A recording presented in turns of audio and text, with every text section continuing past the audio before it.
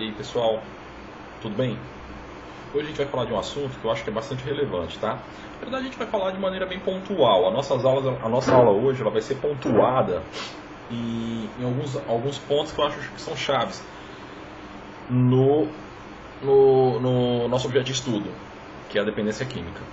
Hoje a nossa aula vai ser introdução à dependência química, tá? A nossa referência vai ser uma tese, não é uma tese de doutorado, muito menos disso, né? Vai ser uma monografia de conclusão de curso. Patrícia Bueno, tá? A referência. E a outra referência, deixa eu passar para você aqui. É isso mesmo, Patrícia Bueno. Legal. Nossa aula vai ser curtinha, o vídeo provavelmente vai ser curtinho. Eu vou falar só os pontos-chave. Se você quiser saber mais e de maneira profunda sobre dependência química, sugiro que você busque o TCC dessas meninas, né? Patrícia Bueno, ela está no Facebook, esse nome, estudou na Universidade de São Marcos no ano de 2012. Você acha ela lá, pede o TCC, ela vai te passar. Legal? E aí você vai poder acessar o conteúdo com mais intimidade, né? Por que eu estou falando desse conteúdo, desse tema, né? Porque, primeiro, que é um tema relevante, extremamente relevante para a nossa sociedade. O momento que a gente vive como um todo no mundo é bastante perigoso, porque as pessoas estão consumindo todas as pessoas estão consumindo muito química, seja droga lícita, seja droga ilícita, tá? Mas enfim, antes de mais nada, eu vou pedir para vocês, como eu faço sempre, ou na maioria das vezes, mas hoje eu vou fazer no começo do vídeo, segue a gente no Instagram, tá lá, é IPSCEY, né? A gente tá lá no Instagram, o Fredson sempre posta coisas novas, e o Marcos também. Vocês me veem mais aqui no YouTube, porque eu fico responsável por essa parte de ficar postando vídeo, tanto que na maioria das vezes eu posto aqui de casa, não posto trabalho e tal. O tempo que eu tiro eu já posto alguma coisa, eles também, tá? Eles estão lá no IPSE agora, tá? A gente tem uma sede na Bahia, uma sede aqui em Fortaleza, se você quiser visitar, se você estiver na nossa região, logicamente, né? Mas enfim, curte a gente lá no Facebook, segue a gente no Instagram. Se você quiser me seguir também, é Harley Pacheco, tá? HARLY-PACHOECO. Estou no Instagram também, se quiser me seguir. Dúvidas, pode postar embaixo do vídeo ou postar diretamente pelo site que a gente responde. Lógico, a gente não responde na hora, porque são muitas coisas. E o nosso objetivo aqui é sempre fomentar mais e mais conhecimentos, né? Para que as pessoas de maneira geral, e principalmente você que está nesse diálogo agora comigo, assistindo o vídeo, tenha mais conteúdo, né, e para falar sobre esse tema especificamente, ou no mínimo gerar em você uma curiosidade, beleza? De novo, quem quiser gostar do que a gente for falar, quiser conhecer mais, sugiro que procure Patrícia Bueno no Facebook ou no acervo da Universidade de São Marcos. O trabalho de conclusão de curso de 2012, tá? É bem legal. Eu peguei só alguns trechos do trabalho científico dessa autora. Conheço, é da minha turma, me formei na mesma turma que ela, em 2012. Obviamente não, né? Mas provavelmente você, não sei se você sabe, mas se não sabe, vai saber agora. Eu sou um cara que segue uma linha de raciocínio, ela segue outra escola, então a gente divergiu por pontos de vista, de repente até por mal entendido de linha teórica, né? De teorias, né? Sabe, teoria é algo que a gente conjectura, né? Enfim, mas o que importa é que o TCC é muito bom. Elas entenderam que quando a gente vai falar, primeiro que eu quero te dizer, lembrar agora, elas são as duas autoras, a Patrícia eu sei que ela é pós-graduada em especialista na independência química, então ela tem conteúdo para falar sobre esse assunto com você, tá? Aproveitar também para dizer que no IPSE a gente faz atendimento psicológico a preços simbólicos, né, custos simbólicos. Na maioria das vezes a gente faz mediado por computador, porque aí a gente rompe todas as barreiras de tempo, todas as barreiras geográficas que nos impedem de conversar, né, presencialmente, e consegue reduzir custos, tanto para a gente quanto para você com deslocação e para a gente com a manutenção do escritório. Quanto menos a gente atende lá, menos vem luz, menos vem água, então isso é melhor, até para a gente possa oferecer uma maior qualidade no nosso serviço, tá? Que é a preço simbólico, né? Em alguns casos é gratuito. Primeiro elas defenderam trabalho de conclusão de curso delas, que eu falo delas porque são duas autoras, eu lembro só da Patrícia, mas tem mais uma. Que para a gente falar de droga, de dependência química, a gente tem que entender todo o contexto social e familiar a qual a pessoa, né, a pessoa vive. Porque muitas vezes essa pessoa ela vem de uma classe social baixa, de uma sociedade extremamente violenta, reprimida e opressora, né? Não faz o que gosta, na verdade ela trabalha com o que ela não gosta, tá? Então, bem, dependendo, existem casos aí em que essa pessoa ela tá num ambiente que é totalmente ruim. Mas existem casos também que pessoas que não estão nesses ambientes, elas consomem, elas são dependentes químicos, né? São dependentes químicos. E de onde vem isso aí? As meninas defendem que a gente tem que avaliar bem a conjectura, o contexto social em que a pessoa está submetida, né? Submersa, é a palavra. Mas enfim, aqui vai aquele adágio, aquele ditado popular que fala assim: irmã, me diga quem andas que te direi quem és. Cara, na boa, nós seres humanos somos seres influenciados pelo próximo, né? Pelo nosso convívio social. Como já dizia John Donne, no Man's Island, né? Nenhum homem é uma ilha, a gente não vive sozinho. Nós somos mamíferos e grande parte dos mamíferos eles vivem em sociedade, né? E a gente acaba sendo influenciado pelas outras pessoas. Lógico que tem aquele quê de raciocínio que a gente pode... Mas o que eu quero dizer com isso? Que muitas vezes os dependentes químicos eles conhecem a droga, né, por intervenção de alguém próximo. Então a gente tem que sempre avaliar desse ponto de vista. E aí, o que as meninas falam? Que se você quiser ajudar alguém que é dependente químico, que sofre com esse problema, né, com essa particularidade aí do mundo moderno, você tem que colocá-la num ambiente familiar seguro. Seguro no sentido de deixar a pessoa mais confiante, né? E para que as outras pessoas, a pessoa fique mais confiante, se sinta recebida, bem recebida. E aqui, as outras pessoas desse ambiente familiar, que formam esse ambiente familiar, elas precisam agir como co-participantes no processo de cura, né? No processo de cura não, mas no processo de melhora. Então essas pessoas também têm que estar seguras, né? E porque também penso, né, as meninas defenderam que desta forma vocês podem encontrar e desenvolver as melhores práticas para se relacionar com o usuário, né? Como produto dessa relação vai vir a melhora, né? E não agravando o vício. Por que eu estou falando isso? Quando você está numa família que não é segura não necessariamente é constituição familiar, tá? Às vezes tem família de pai e mãe, tem família de filho e mãe, de filha e pai, família de irmãos, né? E os co-participantes do processo de melhora eles têm que estar concisos, unidos, para que você não agrave o processo do vício, tá? A gente eu vi muito aqui na clínica, eu atendo em um lugar carente, né? Eu atendo no IPSI, obviamente, né? Mas atendo em um outro lugar que é carente. Cara, eu vejo muito dependentes químicos e é nítido como eles não têm suporte, a família não é coesa. E qual que é o problema disso aí? O cara já está lá, ele sente uma bosta, né? E a família ainda mete o pau, o cara sente uma bosta ao quadrado. Então a gente tem que tomar cuidado. Muitas vezes é mais interessante que a gente consiga motivar do que desmotivar. Uma palavra maldita de repente pode colocar todo o teu trabalho de melhora, o teu processo aí de desenvolvimento de melhora, fazer com que demos burros na água. E esse não é o nosso objetivo, tá? As meninas elas falam que devido a gente não ter conhecimento da doença, de dizer que a dependência química é uma doença, a gente acaba que marginaliza o dependente químico, né? E isso acaba prejudicando o processo de recuperação e a manutenção da vida do dependente, porque a gente trata ele como um nóia, vulgarmente falando, como um qualquer, como um lixo, né? E isso é ruim. E outro ponto-chave, que eu não falei, mas é interessante que a gente fale, é que nós que fazemos parte dessa conjuntura familiar, nós somos dependentes. O cara é o drogado, mas nós também somos, entre aspas, drogaditos. Por quê? Drogado, o termo certo é drogadito, né? Nós também somos usuários, né, entre aspas. Por quê?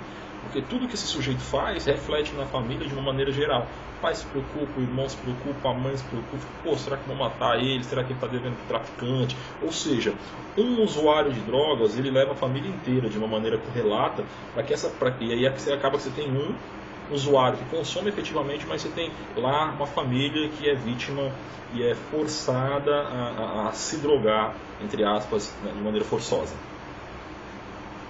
Tá? Ou seja, lição moralzinha da história, do nosso diálogo aqui. O que as meninas querem dizer no trabalho de conclusão de curso delas, o trabalho de conclusão de curso é um documento científico, né, fruto de uma pesquisa, então tem convalidação, tem embasamento teórico e é endossado pela metodologia que elas usaram para chegar nessas conclusões. É que você, se você está assistindo esse vídeo, é porque você tem alguém na família, porque você quer conhecer mais. Não importa, porque provavelmente você conhece alguém que é dependente, como eu conheço, todo mundo conhece. Hoje a droga ela se popularizou, ela se banalizou de tal forma que é improvável que você não conheça uma pessoa ou que você não tenha no seu convívio macro alguém. Mas enfim, o que importa é que nós temos que entender que essa pessoa é uma doente, ela está doente. A gente não pode marginalizar. A gente tem que entender que a dependência química é uma doença que é tratável, tá? E que tem todo um processo de cura que pode ajudá-la, né? Não é tratar o cara, não é jogar o cara na boca do lixo e mandar ele para Cracolândia. Não é assim, entendeu? É você fazer um processo realmente, né, coerente, né? Seguindo uma metodologia, tendo um embasamento teórico, tá? Você vai ver que vai ter resultados. Legal? As meninas falam que é o seguinte, que usar a droga é uma doença médica, crônica. Portanto, a gente deve entender que não devemos nos envergonhar de nenhuma forma por estar doentes, né? Vou abrir parênteses aqui, por quê? Porque as meninas elas falam o seguinte, ó, devemos entender que não há vergonha em estar doentes. Por que parei aqui para abrir essa aspa? O verbo estar, ele é diferente do verbo ser. Legal? Uma coisa é você estar doente, outra coisa é você ser doente, né? Estar é um processo de transição. O verbo ele conota que você está, mas você não vai estar mais. Né? Então, ser é um problema. As meninas elas deixam bem claro aqui no processo de reflexão, né, nos argumentos do trabalho científico delas, que você consumir droga, você ser dependente químico é uma doença. O verbo que elas usam é estar, né? Você não deve ter vergonha nenhuma de estar doente, né? E nós, eu e você e toda a sociedade de uma maneira geral, a gente tem que ressaltar que o que precisamos é buscar uma cura, não marginalizar o sujeito. Quando a gente fala em buscar cura, o que é isso?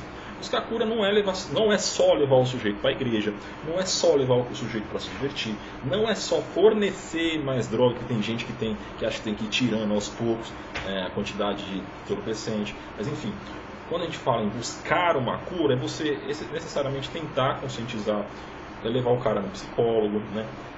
Eventualmente levar ele no médico, você fazer um acompanhamento de observação, você ver como sua família, seu filho, ou sua filha, ou seu amigo, ou seu parente está se portando, e a partir daí começar a envolvê-lo e conscientizá-lo de que existe tratamento para essa cura. Vamos ser bem, para essa dependência, para essa doença. Vamos ser bem sinceros, você não acha que a droga é ruim, né? Pô, se você acha isso, você está errado. Por quê? Droga é algo muito bom, não bom como a gente usa o termo bom usualmente, né? Como a gente emprega o termo bom usualmente. O que eu quero dizer é, a droga ela é algo que nos gera efetivamente um prazer fisiológico, físico, algo que nos traz a princípio um bem-estar, nos traz, dependendo da droga, uma euforia, né? E é isso que a pessoa busca de alguma maneira. Ninguém ia se drogar se droga fosse ruim. A gente tem que tirar esse paradigma da nossa mente, né? Tirar esse paradigma do nosso pensamento e quebrá-lo, né? Sabe que um paradigma ele existe para ser quebrado. O que eu quero dizer é que a gente tem que fazer a pessoa estar ciente, né, de que existe um processo de cura, e nós devemos saber que a pessoa está usando porque ela sente prazer naquilo. Legal? Isso é um ponto chave, tá? Aqui, ó. É importante analisar os sintomas, beleza? Mas também avaliar os motivos que levaram a pessoa, o sujeito, a consumir, né? O que levou o organismo desse sujeito, esse organismo a consumir um componente químico, né? Para que a partir daí a gente possa desenvolver um trabalho efetivamente mais eficiente no que toca à descoberta de novas possibilidades. Quando eu digo que a gente tem que buscar cura, eu que sou psicólogo, você que é leigo e que você que é conhecedor do assunto, especialista, estudioso, é que a gente tem que buscar novas metodologias, é sempre traçar novas ideias, bolar novas coisas e novos modos de efetivamente participar da comunidade e oferecer aí técnicas de recuperação. Poxa, eu acho que a gente tem que tomar muito cuidado com o que a gente estuda, porque qual é o benefício de eu estudar o peso da bola de futebol para ela correr mais? Porque você sabe que é esse tipo de coisa que hoje a gente estuda, né? A gente estuda coisas estapafúrdias. Se você for no site da Universidade de Harvard, você vai ver lá que as teses mais premiadas são aquelas que não tem nada a ver com nada, né?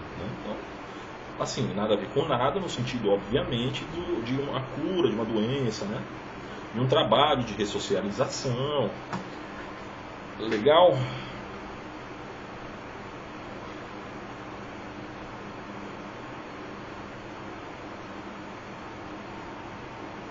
Lembrando que tem mais um ponto que eu lembrei agora que é importante.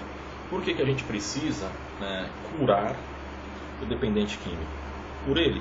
Sim, por ele. Mas também, lembra que eu falei no começo, você tem um dependente químico mais 4 pessoas lá, ou mais 5, ou mais a família inteira envolvida no processo de cura? Porque ali está todo mundo doente. Uns estão doentes, um está doente porque consome, ou alguns, e os outros estão doentes de tabela, né? Porque todo o estresse, todo os danos psicológicos que o consumo de droga traz é triste, né?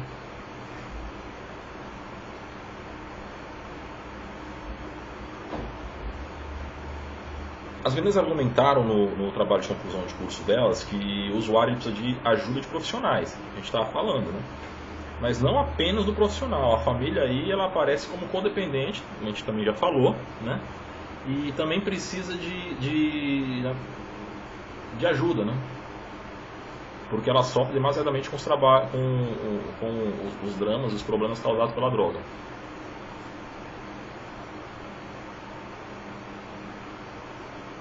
Não vou puxar a sardinha pro meu lado não, tá? Pro lado do psicólogo. Obviamente a gente precisa de psicólogo, né? A gente também não pode esquecer que existe aí profissionais médicos, psiquiatras que estão, né, que podem ajudar aí com medicações, né, que controlam aí a ansiedade, o desejo, as abstinências, tá? Então não vai achar que você... Vou tirar o meu filho da droga indo rezar na igreja. Espera lá. Abre parênteses aqui, né? Abre parênteses, né? Isso aqui é aspas. Abre falho. Abre parênteses. Eu sou cristão. Eu sou cristão, mas estou falando aqui de uma maneira geral, sociedade, né, brasileira. Eu sou a maioria cristã. Você é cristão, você é macumbeiro, você é espiritista, você é o que for. Beleza? Você quer ir rezar? Vai. Funciona? Funciona. Mas isso vai sozinho curar o seu filho, o seu parente, o seu amigo? Vou ser bem sincero agora. Não sei. Beleza? Eu, enquanto cristão, digo que existe, que sim, que dá. Mas enquanto cientista, que é o que eu me prego, é o que eu estou pregando agora, como um pensador e defensor da disciplina da psicologia como um campo de ciência, digo assim, vai pra tua macumba, vai pra teu espiritismo, vai pra tua, sei lá, vai pra teu islã, mas procura profissionais. Procura aí o terapeuta, procura aí o psicólogo, procura aí o psiquiatra. tá? Para que eles te ajudem nisso aí, beleza? Porque aqui a gente entra num dilema, né? Eu não queria falar assim, pô, não vai resolver isso aí na igreja, mas tem casos que tem gente que funciona aí. Eu é que não sei explicar porque funciona, né? Se tem aí, quais são as relações de causa e efeito, quais são as... Eu é que não sei, mas o que eu estou dizendo aqui é que o ideal é que a gente, né, se você quer, vai rezar, pode ir também, vai orar, sei lá o que lá que você faz, vai matar frango não, isso aí é do filho dos animais, né? Mas vai jogar farofa nas esquinas, se isso aí você acha que funciona. Mas lembre-se que psicólogo, psiquiatra e toda uma ajuda aí, tá? De profissionais especializados. A família ela deve reconhecer o seu papel, a importância do seu papel no processo de auxílio do usuário, né, de drogas. A família deve analisar e refletir, a família mesmo, estou falando todo mundo, sobre a dinâmica que tá mantendo a relação do usuário, né, em torno da droga. Que é o seguinte, o usuário usa a droga por dependência biológica, física, né? Mas o que levou, qual foi o motivo que levou ele a usar droga? Então a gente tem que aparecer aí como alguém que pode ajudar e não como alguém que vai meter a tesoura e só falar mal do cara, entendeu? A gente tem que agir de maneira coerente, falar qual é o nosso papel nisso aí, qual é a nossa responsabilidade, o que a gente pode fazer para ajudá-lo, beleza? Então vocês devem refletir aí, as pessoas, quem faz parte da família. E se você está atendendo alguém ou vai atender alguém no seu estágio da faculdade, se você é profissional, psicólogo, está ouvindo esse vídeo aí, enfim, ajude a família a entrar no processo de reflexão para que ela tome ciência de qual é o papel dela dentro desse processo de cura, tá? A família ela deve se perceber como codependente aí da dependência. Não vai deixar o cara achar que é só o filho que é dependente quando eles estão fazendo coisas estúpidas que estão fazendo com que o filho consuma mais droga e talvez estão abrindo portas até para outras pessoas usarem droga na família, né? Tem que deixar claro para a família que ela é uma co-usuária. Se você pode ser que tenha um enfermeiro, pode ser aí que tenha aí um técnico de enfermagem, pode ser que tenha aí um profissional de nutrição que está no dia a dia nos hospitais e tal. Então isso vale para vocês também. Do mesmo jeito que eu assisto vídeos, assisto aulas, assisto textos, frequento cursos desses profissionais, eu também acho que o que a gente, como psicólogo, fala, tem até pode ajudar esses profissionais também no dia a dia deles, tá? Mas enfim, eles não podem pensar que é só o usuário que usa droga, não, são todos codependentes, né? E que eles precisam buscar ajuda profissional, não vai achar que só eles vão conseguir, porque não vão, tá? Aliás, podem até conseguir, mas a probabilidade é baixíssima. A família ela deve estudar o fenômeno. Não é só, eu sei, eu conheço, já ouvi falar, você ouviu falar de droga onde, como, o que você ouviu falar de droga? O que o Drauzio Varela falou no jornal, isso funciona mesmo, isso é legal, o que ele falou é verdade. Isso que eu estou falando é que ele foi muito, em 5 minutos, não deu para falar tudo, né? O que ele falou ali foi uma coisa muito superficial, e você, como terapeuta, como psicólogo, profissional, não importa o que, como familiar e como dependente, você precisa conhecer o objeto de estudo. Como? Busca pesquisas. Lê o senso comum. Lê, não faz mal. O senso comum que eu digo é essas revistinhas, esses sites nada a ver da internet. Mas que ali conota algum conhecimento, mas coloca um conhecimento que todo mundo sabe, que provavelmente você sabe, né? Busca por que eu estou usando aqui um TCC? Justamente para usar esse argumento com você aí que está assistindo o vídeo, com você que está conversando comigo agora. Quando for estudar alguma coisa, estude uma tese de doutorado, uma dissertação de mestrado, um trabalho de graduação, uma pesquisa científica extremamente endossada, porque aí você tem certeza que não estão falando bobagem e que as técnicas ali podem ser empregadas por você se eventualmente for possível, né? Se for fácil, se for nada do outro mundo. Legal?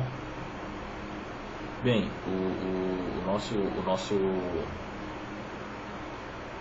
a nossa aula